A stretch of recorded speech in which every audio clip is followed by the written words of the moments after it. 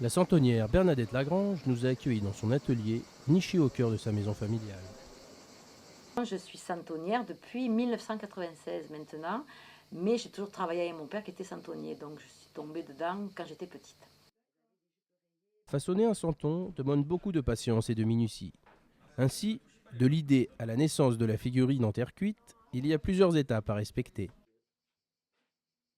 Donc trouver une idée qui est facile, sympa, facile entre guillemets à réaliser et qui est susceptible de plaire.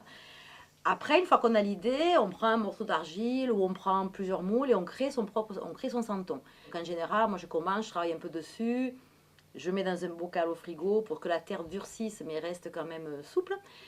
Je le mets au frigo, j'attends un peu, le lendemain je retravaille un peu dessus jusqu'à arriver au sujet qu'on avait envie de faire. Et après, on fait un moule, donc en plâtre.